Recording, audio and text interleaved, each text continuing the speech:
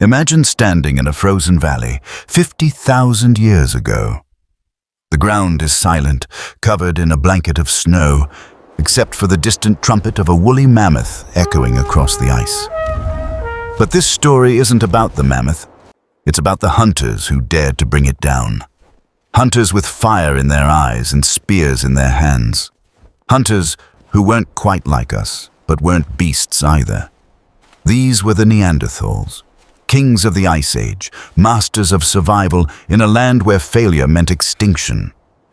For too long, we've seen them as slow, brutish cavemen, but the truth is far more fascinating. They were innovators, strategists, and predators who dominated one of the harshest chapters in Earth's history. Tonight, we step into their world to uncover how they rose, how they thrived, and why, despite their power, they vanished. The Ice Age world was brutal, yet breathtaking. Across Europe and Western Asia, enormous forests of pine and birch were interrupted by endless grasslands. The air was sharp with cold, and every shadow might hide a predator. Mammoths weighing 6 tons marched in herds, woolly rhinos grazed the tundra, and cave bears, massive creatures larger than any bear alive today, slept in the depths of caverns. And then there were the lions. Not the ones we know today, but cave lions, the largest cats that ever lived, roaming the valleys like ghosts. Into this arena stepped the Neanderthals. Their bodies were built for war against the cold. Shorter and stockier than us, their muscles packed more power than a modern athlete. Their wide noses warmed freezing air before it hit their lungs, and their heavy bones absorbed punishment in close-range hunts. But strength alone wasn't their weapon. We will go together. Their brains, nearly the size of ours, allowed them to plan, to cooperate, and to imagine. They weren't just surviving here. They were shaping their world. Archaeology gives us glimpses into their extraordinary lives. In Germany, at a site more than 120,000 years old, scientists uncovered the butchered remains of elephants, straight-tusked giants weighing up to 13 tons. These weren't scavenged, they were hunted. It took groups of 20, maybe 30 Neanderthals working in perfect coordination to bring one down. Imagine the scene. A wall of spears closing in on a roaring elephant, shouts echoing through the trees, the ground trembling with every step of the wounded beast. And when it finally collapsed, the payoff was immense. An animal that size could feed an entire community for weeks. Bones reveal the cut marks of practiced butchery, even the careful extraction of fatty pads from feet, a high-calorie prize for survival. This wasn't desperation. It was mastery, and they didn't stop at herbivores. A 48,000-year-old lion skeleton shows clear evidence of a spear wound, proof that Neanderthals were bold enough to hunt predators themselves.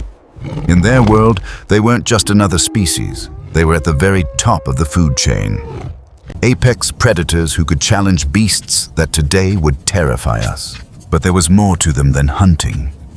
Eagle talons turned into pendants. Pigments splashed across cave walls. Burials where the dead were carefully laid to rest. All signs of a mind capable of symbolism and culture. They laughed, loved, mourned, and taught. Children learned the rhythm of life by the firelight, watching their elders chip flint into weapons and listening to stories of past hunts. They were more human than we ever gave them credit for.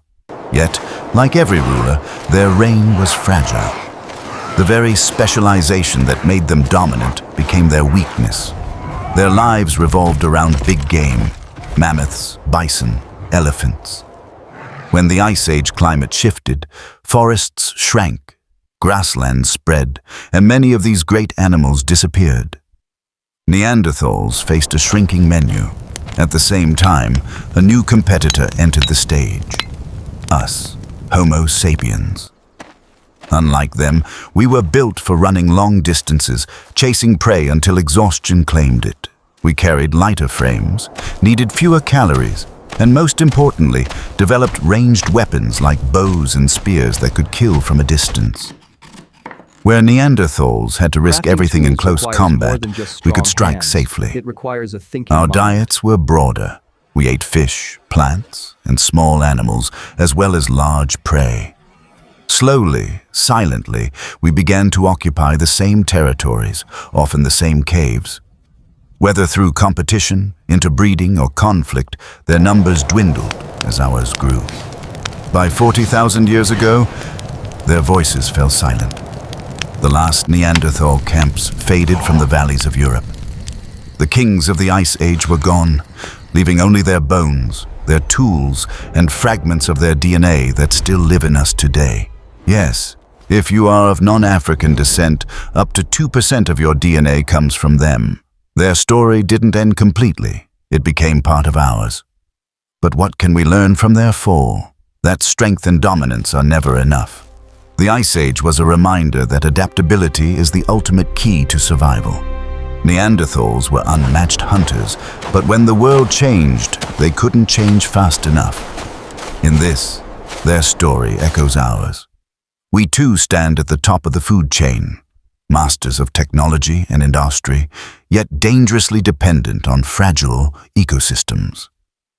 If the climate shifts beyond what we can handle, if resources vanish, will we adapt, or will we fall like they did? So next time you hear the word Neanderthal, don't think of a grunting caveman. Think of a brave hunter facing down a 13-ton elephant. Think of a family gathered around a fire, teaching their children survival skills. Think of a people who ruled the Ice Age for hundreds of thousands of years before vanishing in the blink of history. Their story is not just a prehistoric tragedy. It is a mirror held up to us across the ages. The Neanderthals were kings once. Their bones whisper a warning. No kingdom lasts forever. Will we learn from their fate or repeat it?